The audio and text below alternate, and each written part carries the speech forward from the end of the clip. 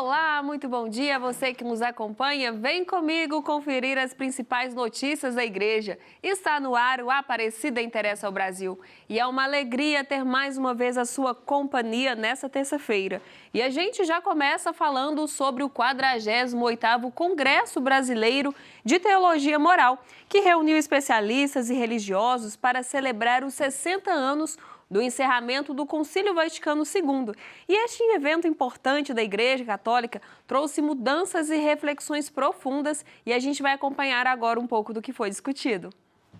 Para refletir sobre os avanços e os desafios desse momento fundamental, a Sociedade Brasileira de Teologia Moral realizou seu 48º Congresso em São Paulo. A Sociedade Brasileira de Teologia Moral promove o Congresso anual a fim de promover uma reflexão a partir da ética teológica, também reunir pesquisadores, não somente do Brasil, mas que estão nas academias, a fim de ver a complexidade do mundo atual, ver novas metodologias de ensino e também ter esse intercâmbio com pesquisadores, estudantes. Convocado pelo Papa João XXIII e concluído em 1965, o Concílio Vaticano II transformou a vida da Igreja Católica.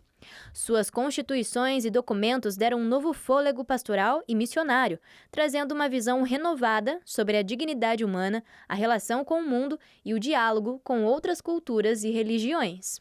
Avançar para nós significa todo o esforço que uma comunidade teológica tem feito para poder, a partir das dores, das feridas do mundo, pensar como é que nós podemos incidir na vida das pessoas, como igreja, como teólogos, fazendo bem, né?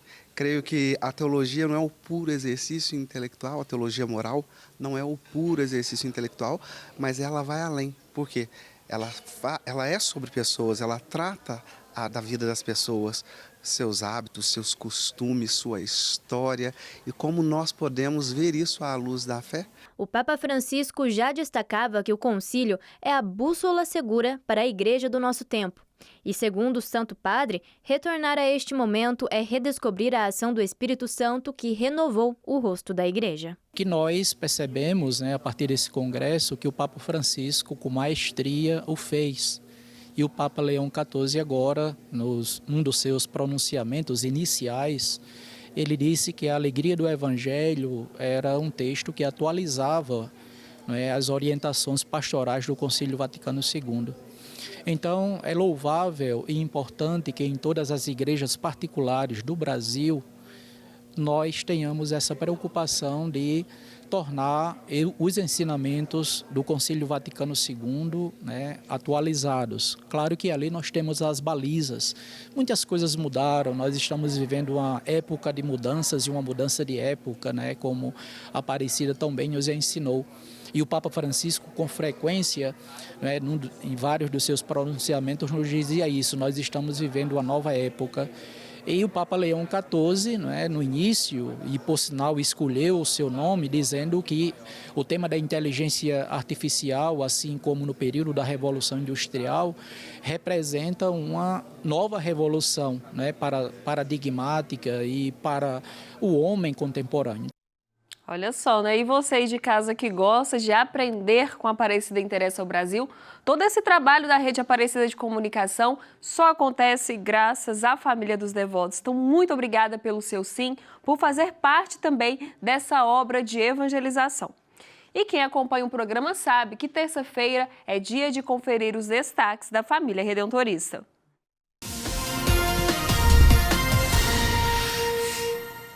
E olha só, gente, aconteceu nesse fim de semana mais um encontro vocacional redentorista. E quem recebeu o encontro foi a cidade de Belo Horizonte, a capital mineira, e também aqui Aparecida, a capital mariana da fé.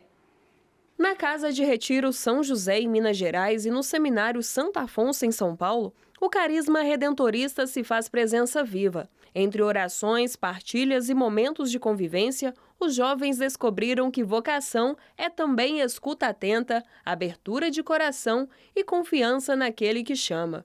Então isso nos traz muita esperança, que eles possam fazer uma boa experiência de discernimento, de rezarem a vocação e depois de responderem também com generosidade.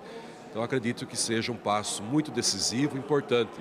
É óbvio que só no final do ano, começo do ano que vem, que eles farão o estágio vocacional. e serão aprovados ou então continuarão sendo acompanhados pelo nosso secretariado. Então que Deus possa abençoar muito, que seja um tempo de Deus, de muita oração e espiritualidade na vida deles. A programação trouxe formações, reflexões e espaços de diálogo sobre sonhos e escolhas. Foi tempo de autoconhecimento e de reconhecer na própria história os sinais do amor de Deus. Um fim de semana especial para Vitor, que está no 3º encontro. As etapas sempre são vividas ao lado da família. A gente aprende nos momentos de partilha, em tudo, que por mais que a gente pense assim, vai ser muito fácil, vai demorar muito, realmente a gente aprende, passa muito rápido, que a gente tem que tentar aproveitar ao máximo. É muito proveitoso, prazeroso, né? Ter o filho assim que escolhe, né, essa vocação, e vamos orar, né, para que ver o que Deus quer realmente. Com certeza, nós temos que dar força para ele ouvir o chamado de Deus. Oportunidade para conhecer o carisma redentorista, viver para anunciar a copiosa redenção com simplicidade, proximidade e serviço aos mais pobres. Nos encontros vocacionais redentoristas, acolhemos jovens de várias regiões, jovens que têm um desejo vocacional de fazer um discernimento vocacional. E os encontros possibilitam que esses jovens possam conhecer melhor a congregação do Santíssimo Redentor e também a espiritualidade redentorista. A oportunidade da gente estar conhecendo melhor esses jovens, qual é o vínculo vocacional que esses jovens têm para entrar realmente na congregação do Santíssimo Redentor.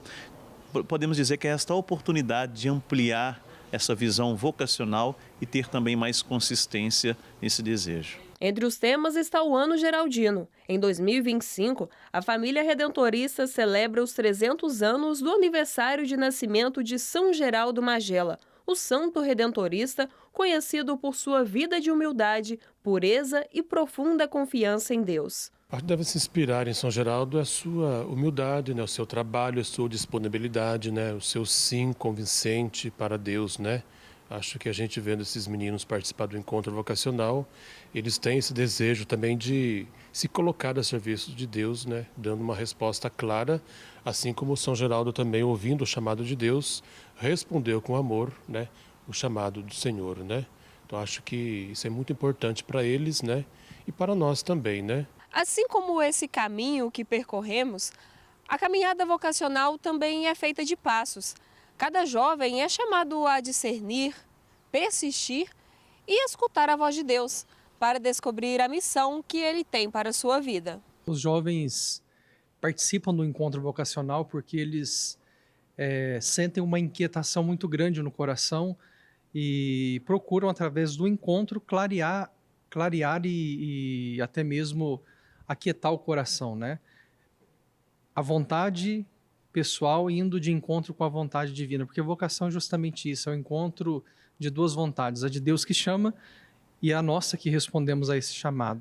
E ao lado dos amigos, a caminhada fica mais leve. É o caso dos 2 jovens da Diocese de São José dos Campos que participam juntos do encontro pelo 2º ano. Tem sido uma caminhada fundamental para a nossa vocação, né? Porque aqui a gente aprende sobre os santos, sobre a congregação redentorista e aqui a gente futuramente vai seguir os passos para dar início à nossa vocação. Estudei o Santo Afonso Maria de Ligório, né?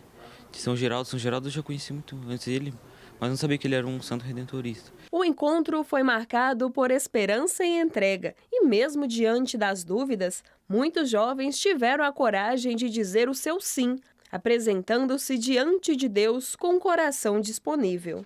Mas esse é um momento de partilha, de discernir mais sobre a minha vocação, principalmente sobre a vocação religiosa, e dando o sim de cada dia que nós somos chamados, e o sim também a ser peregrino, né, nessa caminhada de missão. Uma alegria, né, ter um filho no segmento, né, ainda mais numa comunidade tão linda, né, de um segmento tão bonito de se viver.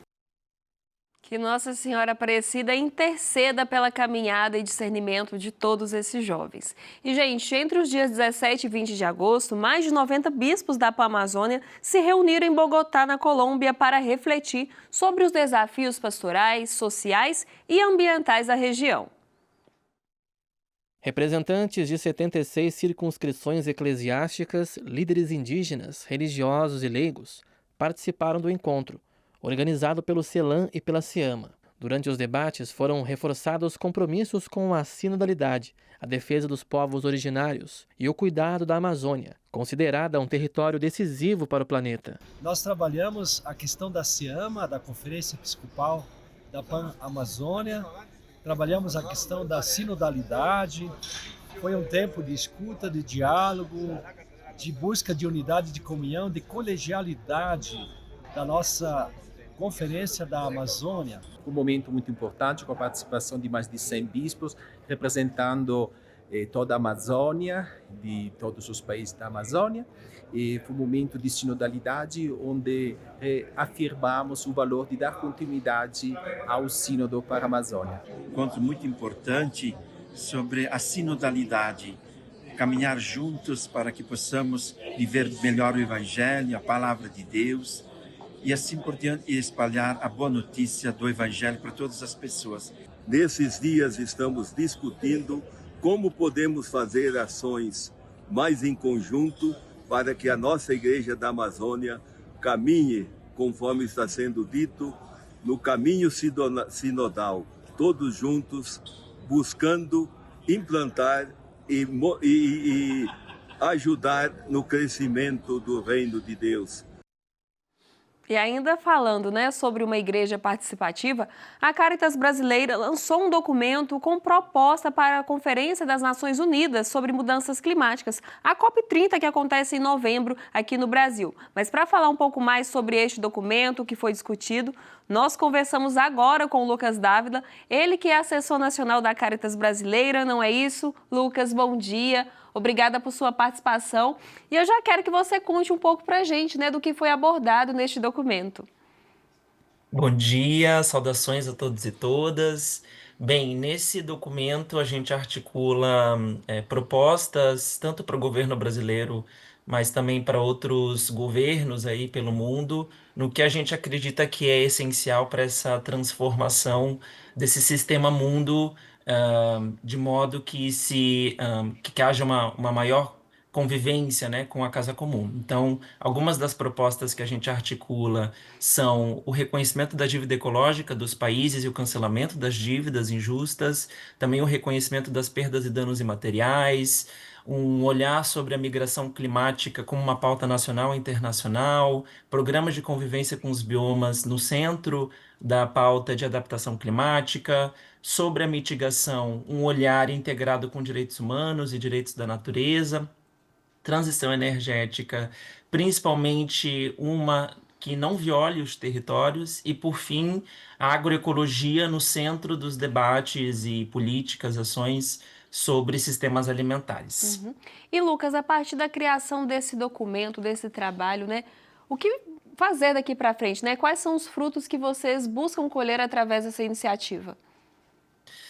Bem, os frutos, o nosso principal objetivo, na verdade, é de que o Brasil assuma esses compromissos, tanto nacional quanto internacionalmente, liderando essas agendas, e também não só para essa COP, mas muito além dela, E aí que esse documento e os tantos outros debates desenvolvidos pelos movimentos sociais, pelos povos e pelas igrejas, elas fortaleçam essa chave para a mudança do sistema que o Papa Francisco tão sabiamente traz como a conversão ecológica, Então, que esse documento possa contribuir para esse objetivo. E de que forma a Caritas entende e vem trabalhando também para que essa conferência de fato seja aí um ponto de partida para a mudança climática, para melhorar a situação desses países? Então, a gente entende que se os povos eles forem ouvidos, se os canais eles estiverem abertos entre a base e as mesas de negociação, essa COP ela pode cumprir com aquilo que se propõe como uma COP da implementação, como tem sido chamada, Então, principalmente implementar os acordos que já foram desenhados, que já foram firmados e inaugurando principalmente esse marco histórico na participação popular. Sobretudo naquela ideia que Papa Francisco traz para a gente desse multilateralismo que vem não de cima para baixo, mas de baixo para cima, Então, acho que essa saída dos países ao território real da Amazônia e do Brasil, ele possa tocar os corações dos tomadores de decisão e fazer esse giro paradigmático, essa transformação aí numa sociedade mais plural e em harmonia com a casa comum. A gente acredita nisso. E é o que a gente trabalha, né, Lucas, para que aconteça. Muito obrigada por sua participação e a gente continua trazendo iniciativas da igreja aqui rumo à COP30. E, gente, você também pode mandar as iniciativas aqui para o programa. Agradeço a sua companhia e a gente volta a se encontrar amanhã com as bênçãos da Mãe Aparecida.